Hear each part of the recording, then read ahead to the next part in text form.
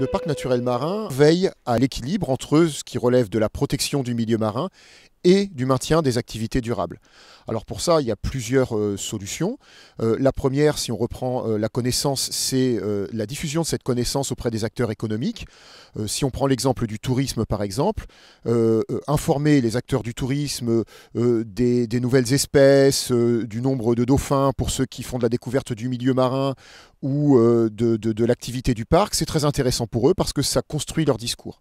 De l'autre côté, ils construisent un discours également sur la protection du milieu marin. Donc là, on est bien dans un échange de bons procédés. Concernant la protection, on peut considérer que la protection du milieu marin, c'est aussi protéger à la fois des ressources et des activités. Pour la pêche, par exemple, ou la protection du milieu marin et des habitats, ça permet de protéger, de reconstituer des ressources qui seront ensuite exploitées durablement par les pêcheurs.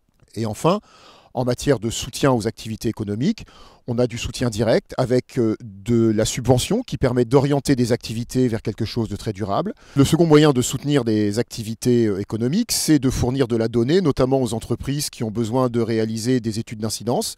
Donc on récolte de la donnée avec de l'argent public, c'est donc de la donnée publique, et ça leur permet de bien identifier les enjeux auxquels ils seront confrontés lorsqu'ils vont vouloir développer leur activité. S'agissant des ports, les ports font partie des activités économiques qui doivent être à la fois soutenues, mais qui doivent également devenir plus durables. L'ensemble des ports de plaisance inclus dans le périmètre du parc sont aujourd'hui partenaires du parc.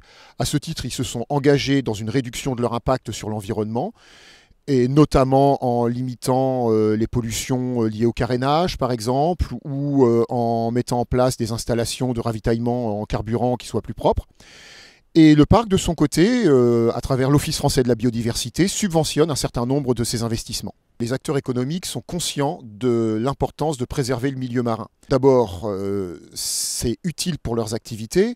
Les pêcheurs ont besoin d'une bonne préservation des habitats pour leur reconstitution des ressources. Les activités portuaires fonctionnent parce que les touristes viennent ici non pas pour rester sur la plage, mais pour voir des activités, notamment des activités de pêche, mais également un patrimoine préservé. Donc toutes les activités qu'on retrouve dans le parc marin sont dépendantes du bon état du milieu.